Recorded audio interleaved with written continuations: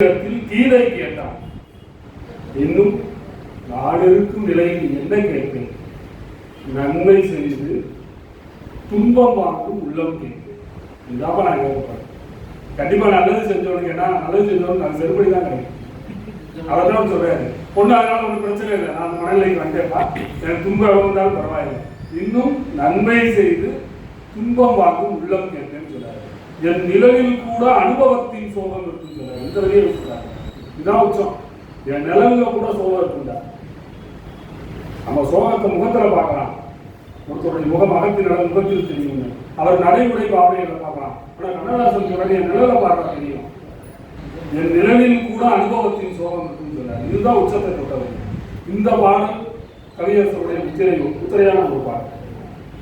அடுத்த 2 பாடல் தான் நான் சொல்லிட்டு முடிக்க போறேன். எனக்கு ரொம்ப ரொம்ப பிடிச்ச ஒரு பாடல்.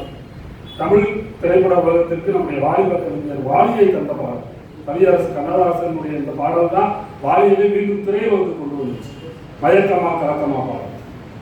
இந்த பாடல் மட்டும் எழுதுனா திரும்ப திருச்சிக்கே ரங்கராஜனாவே இருந்திருப்பார் வாலி. சென்னையில இருந்து திரும்ப திருச்சிக்கு அவர் கிளம்பின பிறகு இந்த பாடல் அவர் கேட்கிறாரு. உனக்கும் கீழே உள்ளவர் கோடி நினைத்து பார்த்து நிம்மதி நாடு. இந்த வழினா உனக்கு மீது 1000 பேர் இருக்காண்டா, இருக்கிறத வச்சு நீ வாங்குறா. இது ஒரு உச்சத்தை இருந்த ஒரு தத்துவம். சரி, நம்ம கண்ணதாசன் வந்து கம்பராமாயணம் இருக்காருன்னா அதையும் விடல. கம்பருடைய கவிதையை கூட அப்படியே திரைப்பட பாடல்களை கொண்டு வந்தார். கம்பராமாயணத்தில் ஒரு பாட்டு, முக்கியமான ஒரு பாடல், அந்த பாடலுடைய திரைப்பட பாடல்களை கொண்டு வந்தாரு. நல்லவர்க்கெல்லாம் சாட்சிகள் இருந்து ஒன்று மனசாட்சி, ஒன்று தெய்வத்தின் சாட்சியமா, அதுதான் உண்மைக்கு சாட்சியமா. இந்த பாடல் நீங்க பார்த்தீங்கன்னா ஒரு கம்பராமாயணத்தில் ஒரு பாடல் இருக்கு. நதியின் பிழை என்று நறுமுனை இன்மை அப்படின்னு ஒரு பாடல். அந்த பாடல் அப்படியே வந்து கவியரசர் எழுதியிருப்பாரு. இதுதான் அவர் அந்த சொற்களஞ்சியம் கவிஞர் கம்பராமாயணத்தை எளிமைப்படுத்தி மக்களுக்கு கொடுத்தாரு.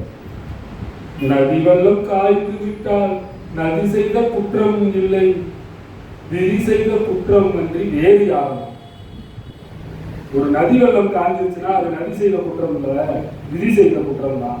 ஆற்று நிறைய தண்ணி தான் ஓடணும். இப்ப மணல் ஆகி ஓடிட்டு இருக்கு, அது காரணம் நதியா? நம்ம தான், நம்ம செஞ்ச குற்றம் தான். இது அப்படியே அந்த கம்பராமாயண பாடல் அழகா கொண்டு வந்தார். இப்படி எந்த பாடல்கள்னாலும் சரி, நீங்க தாராட்டு பாடலா அப்படின்னா மலர்ந்து மலராக அப்படிங்கிற பாடல். நேற்று முதல் நீயார் இன்று முதல் நான்கு குறுந்தொகை பாடல் அப்படியே எடுத்துக் கொண்டு வந்தார். யார் நியாயாக்கியம் எந்தையும் என் தாயும் எம்முறை கேள்வி அப்படிங்கிற பாடல்கள் அப்படியே கொண்டு வந்தார். இப்படி சங்க இலக்கியத்தினுடைய தேன் புரிந்த சாராக திரைப்பட பாடல்களை எல்லாம் தந்து காலத்தை வென்றிருக்கக்கூடிய கவியரசு கண்ணதாசன் அவர்களுடைய 100ஆண்டு இந்த ஆண்டு துவங்கி இருக்கிறது. இந்த காலம் இருக்கும் வரை, கன்னித்தமிழ் இருக்கும் வரை கவியரசு கண்ணதாசனுடைய திரைப்பட பாடல்கள் இருக்கும் என்று சொல்லி இந்த அருமையான முறை நீங்களும் வாசித்து மகிழ்ச்சிக்கு உங்களை கேட்டுக்கொண்டு இந்த நல்ல வாய்ப்புக்கு நன்றி கூறுகிறேன். நன்றி.